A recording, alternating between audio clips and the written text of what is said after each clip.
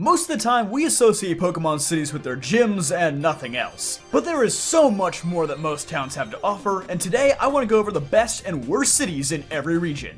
So good morning everybody, good morning, it's JPR, and for this video we're going to be taking into consideration local attractions, how inspired is the city, and of course, how good is the music? Because you can't have a good town without good music. And like in the gym leaders video, I'm gonna try to go easy on the early game towns that are meant to not have a lot. Like, I'm not gonna grill Oldale Town and Cherry Grove City for not having a lot going on. They're clearly meant to be tutorial locations and not much else. So anyway, I'm going to completely ignore that and go ahead and say that Viridian City is the worst city in Kanto. Because this city is advertised as both an early game location and a late game location, since you have to come back to face Giovanni. But really, aside from his gym, there really isn't anything to do here. Even in Heart Gold and Soul Silver, where Kanto towns had the opportunity to bring something new to the table.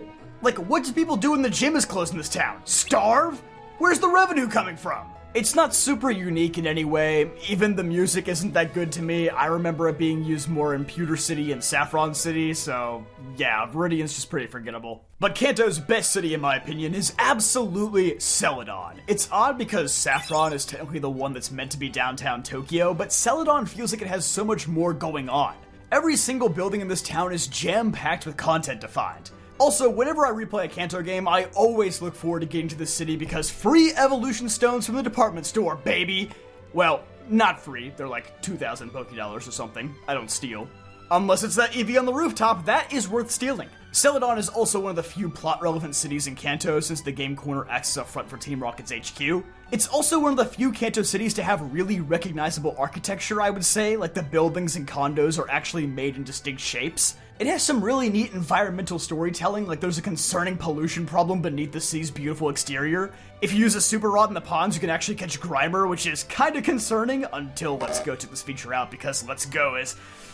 let's go! Anyway, the music is really good too, always been one of Kanto's catchiest themes. I don't know if it's the best theme because I really like Cerulean and Cinnabar's themes as well, but it's up there. For Johto, the worst city in my opinion is Mahogany Town. I considered Cianwood because not a lot goes on there, but I think that was more intentional because it's a chill beach town isolated from the rest of the region.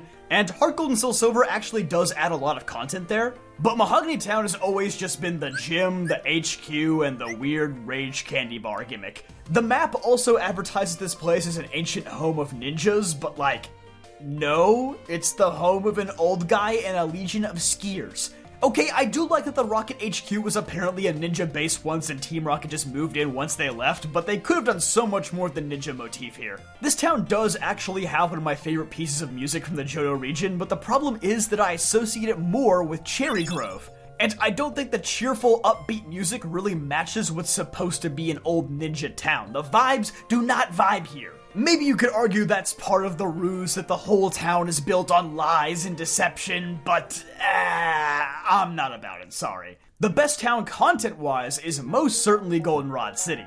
I really like all the references to real-life Osaka and Goldenrod, including the underground shopping mall. That was a really nice touch. Johto in general probably does the best job matching their towns to real-life locations, which I really appreciate. But on that note, I don't think any town in Pokemon does as good of a job at matching the source material as Ecruteak City does. Ecruteak is based on Kyoto, of course, and as such, it is really the first place in the entire franchise that makes the Pokemon world feel like a living place with history and lore that you want to learn more about. The tales about the towers and the beasts perishing in the fire, only to be resurrected by Ho-Oh. It's the first place in the franchise that forces you to come face to face with legendary Pokemon, which makes it feel even more special. It by far has the best architecture in Johto that evokes that old Japan feeling. Personally, my favorite town theme in all of Johto as well. This town just does everything perfectly, which is why I give it the slightest edge over Goldenrod. Hoenn's worst town is a tough pick because I truly don't think any of them are that bad. Some might say Pacific Log Town is kinda pointless, but while, yeah, they might be right, I do still like Pacific Log Town because it's the only town in Hoenn that is completely skippable. It is just a place for you to discover on your own, and I really enjoy that aspect of the town. It's what Hoenn as a whole does best in my opinion. It's also just a much needed break from the Hoenn Ocean and serves as a good fly location for when you need to get close to Sky Pillar. And I know y'all ain't gonna bring up my goats Fall Arbor Town and Verdant Turf Town. Have you people ever heard of Atmosphere? These places are peak! So my pick for Hoenn's worst town is probably Dewford, which I hate to say because I like Dewford. The music and atmosphere are really chill, but like, what is there to do other than mess with the trendy phrases guy and make him say something mildly PG-13? It feels like a repeat of Cien would, but placed in a much more awkward spot in the story where you don't have surf yet and you feel a bit restricted by having to rely on Mr. Briny for transportation. It just feels like a speed bump in a story that should be picking up at this point. Ironically, I might have liked Dewford more if it was like Pacific Town and it just was another settlement that you had to find all on your own. Just move their gym to Slateport and the problem is solved. Hoenn's best town, in my opinion, is definitely Four Tree City. It may not have as much to do as the bigger cities like Mauville, Lily Cove, or Sutopolis. Actually, wait, Sutopolis is pretty cool too. But I think what gives Four Tree the edge for me is its basis on Takachiho Gorge in real-life Kyushu. While they don't have actual tree houses there in real life, at least not anymore, the town is still very much nestled among the trees and waterfalls and nature, just like Four Tree is. The city is also conveniently located between two of the largest, most explorable routes in the entire game, so it feels like a really convenient break from the gauntlet of battles and a really revisitable place. Town music? Do I even gotta say it? You know me and the boys got this theme on blast at the club. Oh yeah, this is my jam. I do feel the need to mention Sutopolis though, another banger theme, extremely cool geography, but I can't give it the same points for inspiration. It's inspired by Santorini in Greece, which is cool and all, but just kind of out of place in a Japan-inspired region. It also makes me think that Greece is substantially less likely to get a Pokemon region one day, but oh well, maybe that's just me. Sutopolis is a close second though. The worst town in Sinnoh is Snow Point City. I get it, this is another one that likely intentionally has very little. You should expect the northernmost town completely isolated from the rest of the region to not have a lot going on, but like, can y'all build a Walmart or something? Even competing against Celestic Town in the oh my god there's nothing to do here department, it still loses. It's just really unsatisfying to go all the way to the top of the region just to be told Snowpoint Temple is closed, come back when you're the champion. Bro, Regigigas ain't breaking the game. I can catch him and probably do worse. Let me in. Also, the music's boring. Crucify me in the comments if you want to, I said it, it's a rare Pokemon soundtrack L.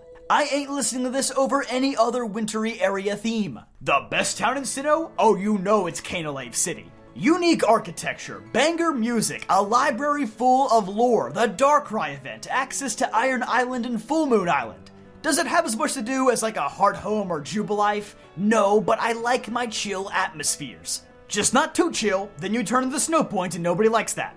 I just enjoy that its whole purpose is to be a cargo port and nothing more. We need some good imports and exports, you know, keep that Sinnohan economy going. It also has basis on the real-life town of Otaru, another cargo port with its own museum, which is likely the basis for the library. They even got the river that runs right through the middle just like in the games. It's a masterpiece. The only other Sinnoh town that I think is this accurate to real life is Orberg City, which is based on the actual abandoned mining town of Yubari, and even has those oddly shaped buildings with the slanted roofs. And of course, Jubilife City is obviously based on Sapporo and has remarkably similar architecture, so points for that. But Canalave has the whole package, so it's my personal favorite. And you know what else is my favorite? When you subscribe to this channel. We are literally less than 4,000 subs away from 250,000, so every single person counts. I would really appreciate if you subscribed. The worst town in Unova? Ooh, this is a toughie. See, I want to say Lentimas Town because it's about as insignificant as a town can possibly get, but dang do I like the music here. Why did they pull out such a bop for a town you spend 15 seconds in? But honestly, it's the city right before it that irks me a bit more, Mistralton City. Mistralton just feels very bland and boring for a major city, especially in Unova where the bar is so high for the cities. Like, the move tutor lives here, and that's pretty much it. They don't even do anything fun with the airplanes or cargo surface beyond just taking you all the way across the map for some reason in Black 2 and White 2, and taking you to the nature preserve in the post-game. It's also probably the only Unova town whose music I don't absolutely love. Like, I don't hate the music here, but it's definitely the weakest that Unova has to offer. Also, don't come for Anvil Town, I can see trains in 3D, that town is sick. Best for Unova is even harder, honestly. Like, every city feels like it does something really well. Verbank has unmatched vibes and layers of explorability. Castelia has such an overwhelming amount of content. Lacunosa Town gushes with lore and creative inspired design. But for me, it's a toss-up between Nimbasa and Driftvale.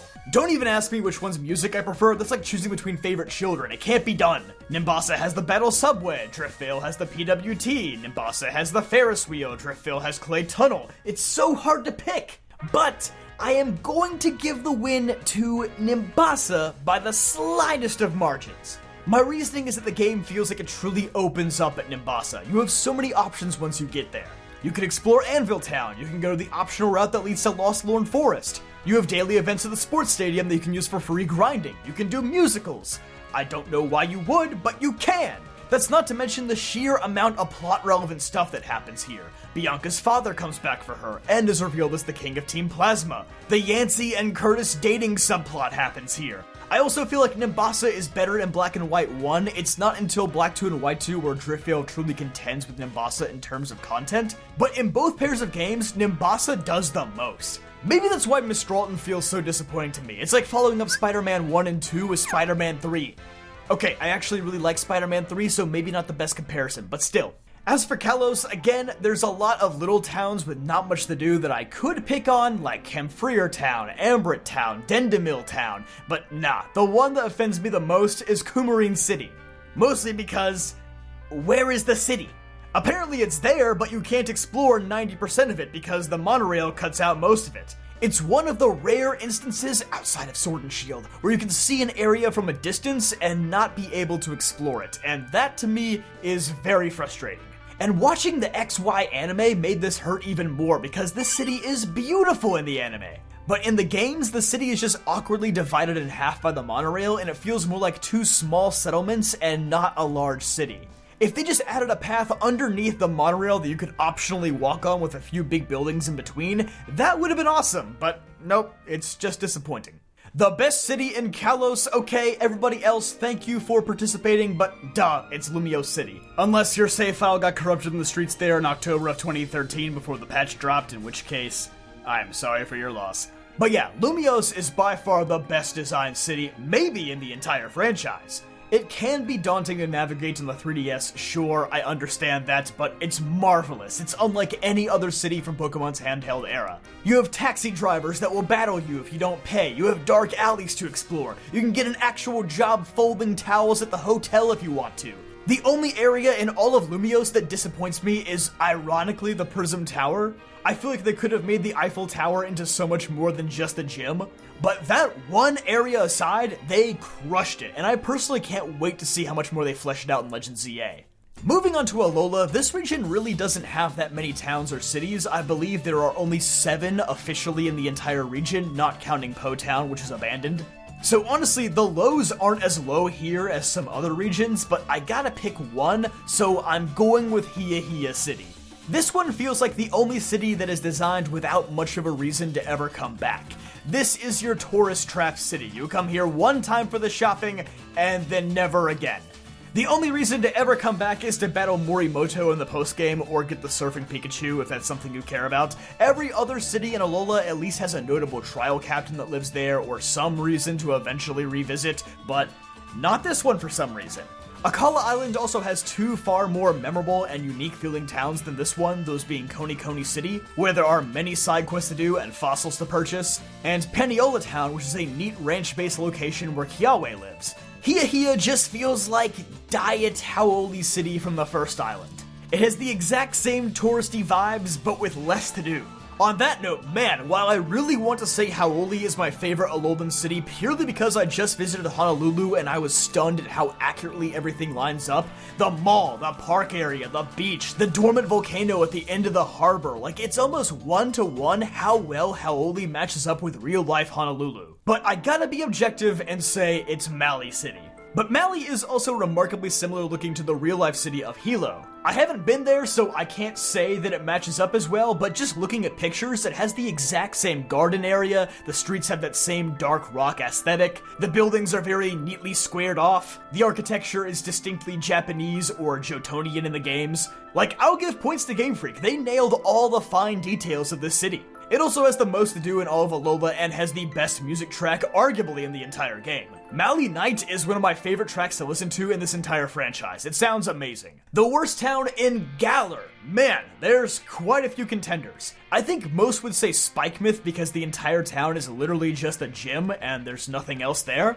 But I do enjoy the vibe of Spikemouth if nothing else. Some would also say Paldea because, man, it is so disappointing how tiny this town is, but it is beautiful, arguably the best looking area in the entire game. So the worst town in my opinion is Turffield. Purely because I hate what this town did to Stonehenge. Stonehenge was one of those areas they could have done something really cool with. They could have made it this ancient area nestled in the wilderness where you find some grand mystery or legendary Pokémon, but nope, here it's just a mural of the darkest day and a few stones randomly scattered around the city. Talk about a huge bummer. Maybe it's because Stonehenge is just a tourist trap in real life with nothing to do and they wanted to make fun of that in the games, but man, this is Pokemon. You had an opportunity to assign something really cool and fascinating to this area, and you didn't. You just made it about the darkest day, which is a plot point that we already knew about, and for that, I hate this city. For the best city, there's also a few contenders. At first, I thought of Motostoke because it's one of the few cities to actually be really big and open and encourage you to walk around and find stuff. Plus, the whole steampunk aesthetic and the turning gears are really cool to me. I also thought of Hoenn because it's so grandiose. I love the concept of it just being a massive sports town where the league is this massive spectacle. But the problem with both of these cities is how little there is to do outside of their main thing. Hoenn especially has that problem of showing so much cool stuff in the background that I can't actually ever reach. I want to go on the Ferris wheel. I could do it in Imbaso. Why can't I do it here? Is it just not in the budget? So my actual pick is a little off the rails, but it's probably still on side. This city captures that same cool Latin America Spanish style vibe and architecture that Lentimos Town does in Unova, but there's so much more this town has to offer. The mural's destruction was a cool plot point for this town. There's a rare item vendor who rotates his supply every day, so there is reason to come back. There's legendary items here in the post-game. But what I really love is how you can take the ladders to explore the top of buildings. That had never been done before until Scarlet and Violet made it the norm. So that alone gives this town a really cool distinctive feature that was brand new to the series at the time. Also, music and vibes, 10 out of 10. Couldn't be better. As for Paldea, the worst city, am I allowed to say all of them? They all run terribly, they all give me headaches, they all have a Subway, and a Jimmy John's, and a Quiznos, and a Penn Station, and every other sandwich shop that you can possibly think of. They are all the same! Also, not being able to explore buildings just hurts every city in this game. But if I gotta pick one, I guess it's that one random small town where you can get the Charcadet armor. I don't even know what it's called. Do you know how rare that is for me? I gotta look it up.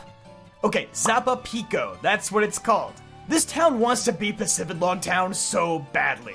It wants to be that one location that you just find and it provides some mild convenience to the player, but it doesn't even do that. You can fly to any Pokemon Center out in the wild in this game, so if you don't have a Charcadet, you may as well never visit this town. It also has a building with a scrapped interior apparently, and it's the only building not relevant to the plot to have an inside, so that just disappoints me even more. There might have been something really cool planned for this town that we'll just never get to see. But if Scarlet and Violet has one town that I actually enjoy, it's Kazkarafa, where the water gym is. The oasis on the edge of the city motif is a classic. I love the layers to this town, I love how well the waterways and waterfalls are integrated, the architecture is nice, the music is straight chillin'. Unfortunately, there is still basically nothing to do here outside of the gym, but that's every city in Scarlet and Violet. Although, you can trade for a Johtonian Wooper here, so at least there's something. And it's a water type, and this is the Water City. Wow, they're so creative for that. I also just like how this city reminds me of Phoenix City from Pokemon Coliseum, so yay, nostalgia. And with that, thanks for watching today's video. Be sure to leave a like if you enjoyed, subscribe for more videos just like this one, and I'll see you guys next time.